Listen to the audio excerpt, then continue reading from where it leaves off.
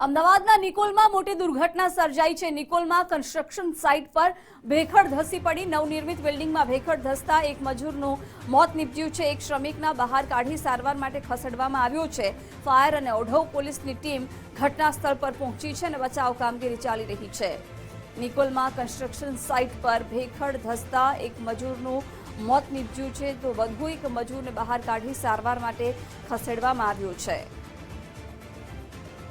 અમદાવાદના નિકોલમાં ભેખડ ધસી પડી છે। ફાયર અને ઓઢવ પોલીસની ટીમ અત્યારે ઘટના સ્થળ પર પહોંચી છે।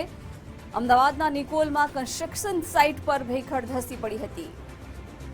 ઘટના સ્થળેથી સંવાદદાતા અર્પિત દરજી લાઈવ જોડાઈ ગયા છે। અર્પિત, ભેખડ ધસી પડવાને કારણે એક મજૂરનું મોત નીપજ્યું છે। હાલમાં શું છે પરિસ્થિતિ?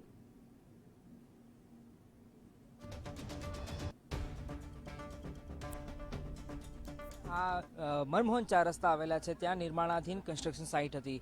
ચર્ચા એવી ચાલી રહી છે, જે બોર્ડ પણ બહાર મારવામાં આવ્યું છે, ડીમાર્ટનું આ મોલ બની રહ્યો છે અને એ કન્સ્ટ્રક્શન સાઇટ પર લગભગ 11 થી 12 વાગ્યાની આસપાસ આ કન્સ્ટ્રક્શન સાઇટ પર આ જે માટી છે, માટી નીચે નમી પડી હતી, જેના કારણે આ દુર્ઘટના બની હતી। દુર્ઘટનામાં 2 લોકો નીચે દટાયા હતા અને 2 લોકોને હાલ સુરક્ષિત રૂપે બહાર કાઢી અને સારવાર માટે દાખલ કરવામાં આવ્યા છે। હોસ્પિટલથી હજુ અપડેટ મળી નથી, પણ અહીંયાથી જ્યારે તેમને લઈ જવામાં આવ્યા ત્યારે તે જીવિત હાલતમાં હતા, એટલે હાલ સારી બાબત એ છે કે એ જીવિત હાલતમાં અહીંયાથી બહાર કાઢવામાં આવ્યા હતા અને બહાર કાઢીને એમને સારવાર માટે હોસ્પિટલ લઈ જવામાં આવ્યા છે।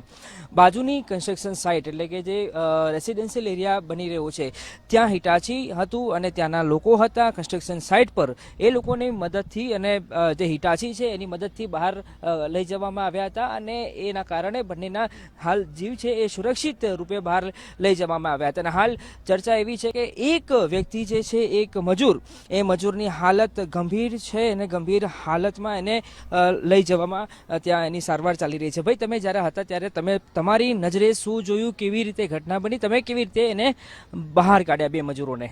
અંદર 2 જણા દટાયેલા હતા।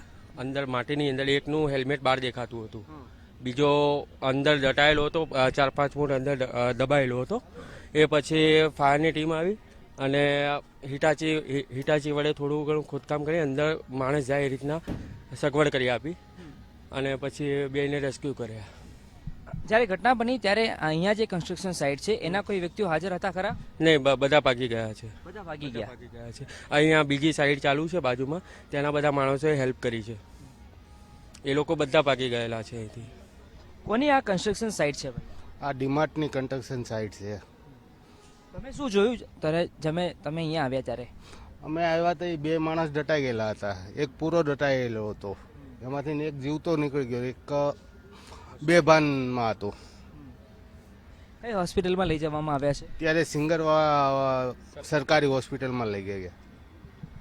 તો જે કન્સ્ટ્રક્શન સાઇટ એટલે કે જે ડીમાર્ટની કન્સ્ટ્રક્શન સાઇટ છે, ત્યાં જ્યારે ઘટના બની ત્યારે અહીંયા જે લોકો હાજર હતા એ ભાગી છૂટ્યા હતા ડરના કારણે, એવી ચર્ચા। અને સ્થાનિક લોકો કે જેમને આખી રેસ્ક્યુ કામગીરી કરી હતી એમનું કહેવું છે। ફાયરની ટીમ પણ પહોંચી હતી, ફાયર સાથે સાથે સ્થાનિક લોકો હતા, એટલે બાજુમાં જે કન્સ્ટ્રક્શન સાઇટ ચાલી રહી છે, જે રેસિડેન્શિયલ સ્કીમ બની રહી છે, ત્યાં હિટાચી હાજર હતું અને લોકો જે હતા એમને માનવતા દાખવી અને આ જે માટી નીચે હતી એ માટીને દૂર કર્યા પછી 2 લોકો ફસાયેલા હતા, એ 2 લોકોને કાઢવામાં આવ્યા।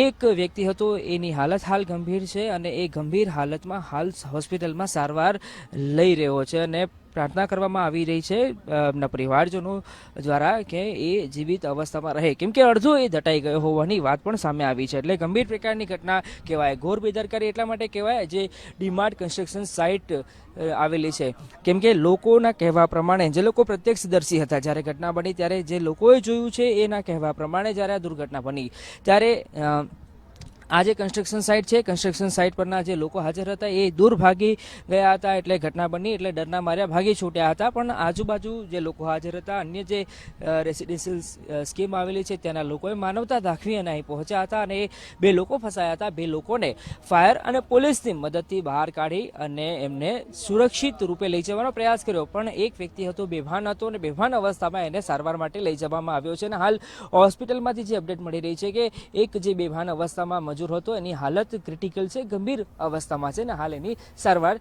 ચાલી રહી છે। જી અર્પિત, આભાર જાણકારી માટે।